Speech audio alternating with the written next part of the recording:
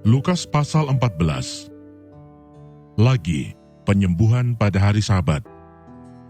Pada suatu hari Sabat, Yesus datang ke rumah salah seorang pemimpin dari orang-orang Farisi untuk makan di situ. Semua yang hadir mengamat-amati dia dengan seksama. Tiba-tiba datanglah seorang yang sakit busung air, berdiri di hadapannya.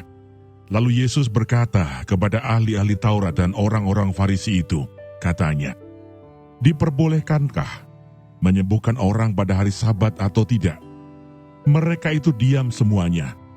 Lalu ia memegang tangan orang sakit itu dan menyembuhkannya dan menyuruhnya pergi. Kemudian ia berkata kepada mereka, "Siapakah di antara kamu yang tidak segera menarik keluar anaknya atau lembunya kalau terperosok ke dalam sebuah sumur, meskipun pada hari Sabat?" Mereka tidak sanggup membantahnya.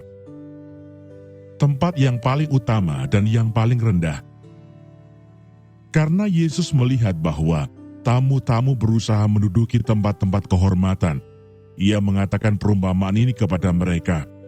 "Kalau seorang mengundang engkau ke pesta perkawinan, janganlah duduk di tempat kehormatan, sebab mungkin orang itu telah mengundang seorang yang lebih terhormat daripadamu, supaya orang itu yang mengundang engkau dan dia jangan datang dan berkata kepadamu, 'Berilah tempat ini kepada orang itu,' lalu engkau dengan malu harus pergi duduk di tempat yang paling rendah.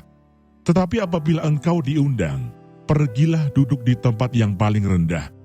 Mungkin tuan rumah akan datang dan berkata kepadamu, 'Sahabat, silakan duduk di depan,' dan dengan demikian engkau akan menerima hormat di depan mata semua tamu yang lain. Sebab barang siapa meninggikan diri, ia akan direndahkan, dan barang siapa merendahkan diri, ia akan ditinggikan." Siapa yang harus diundang?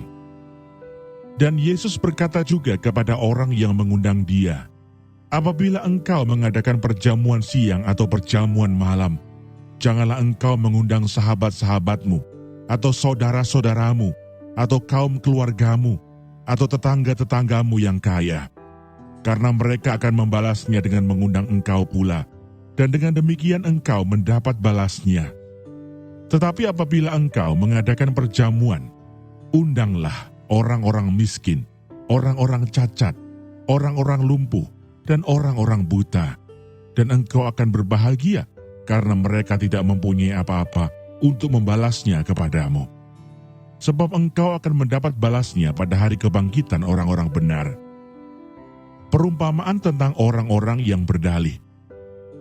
Mendengar itu berkatalah seorang dari tamu-tamu itu kepada Yesus, "Berbahagialah orang yang akan dijamu dalam kerajaan Allah." Tetapi Yesus berkata kepadanya, "Ada seorang mengadakan perjamuan besar, dan ia mengundang banyak orang. Menjelang perjamuan itu dimulai, ia menyuruh hambanya mengatakan kepada para undangan, 'Marilah, sebab segala sesuatu sudah siap.' Tetapi mereka bersama-sama meminta maaf. Yang pertama berkata kepadanya, 'Aku telah membeli ladang dan aku harus pergi melihatnya. Aku minta dimaafkan.' Yang lain berkata, 'Aku telah membeli 5 pasang lembu kebiri dan aku harus pergi mencobanya. Aku minta dimaafkan.' Yang lain lagi berkata, 'Aku baru kawin dan karena itu aku tidak dapat datang.' Maka kembalilah hamba itu dan menyampaikan semuanya itu kepada tuannya. Lalu murkalah tuan rumah itu dan berkata kepada hambanya, 'Pergilah dengan segera ke segala jalan dan lorong kota, dan bawalah kemari orang-orang miskin, dan orang-orang cacat, dan orang-orang buta, dan orang-orang lumpuh.' Kemudian hamba itu melaporkan, 'Tuan, apa yang Tuan perintahkan itu sudah dilaksanakan. Tetapi sekalipun demikian masih ada tempat.'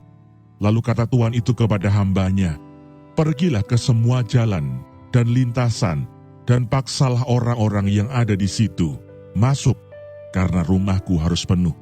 Sebab aku berkata kepadamu, tidak ada seorang pun dari orang-orang yang telah diundang itu akan menikmati jamuanku.'" Segala sesuatu harus dilepaskan untuk mengikut Yesus. Pada suatu kali banyak orang berduyun-duyun mengikuti Yesus dalam perjalanannya. Sambil berpaling ia berkata kepada mereka, Jikalau seorang datang kepadaku dan ia tidak membenci bapaknya, ibunya, istrinya, anak-anaknya, saudara-saudaranya laki-laki atau perempuan, bahkan nyawanya sendiri, ia tidak dapat menjadi muridku. Barang siapa tidak memikul salibnya dan mengikut aku, ia tidak dapat menjadi muridku. Sebab siapakah di antara kamu yang kalau mau mendirikan sebuah menara, tidak duduk dahulu membuat anggaran biayanya, kalau cukup uangnya untuk menyelesaikan pekerjaan itu, supaya jikalau ia sudah meletakkan dasarnya dan tidak dapat menyelesaikannya, jangan-jangan semua orang yang melihatnya mengejek dia sambil berkata, orang itu mulai mendirikan, tetapi ia tidak sanggup menyelesaikannya. Atau raja manakah yang kalau mau pergi berperang melawan raja lain, tidak duduk dahulu untuk mempertimbangkan, apakah dengan 10.000 orang ia sanggup menghadapi lawan yang mendatanginya dengan 20.000 orang? Jikalau tidak, ia akan mengirim utusan selama musuh itu masih jauh untuk menanyakan syarat-syarat perdamaian. Demikian pula lah tiap-tiap orang di antara kamu yang tidak melepaskan dirinya dari segala miliknya tidak dapat menjadi muridku. Garam memang baik, tetapi jika garam juga menjadi tawar, dengan apakah ia diasinkan? Tidak ada lagi gunanya baik untuk ladang maupun untuk pupuk, dan orang membuangnya saja. Siapa mempunyai telinga untuk mendengar, hendaklah ia mendengar.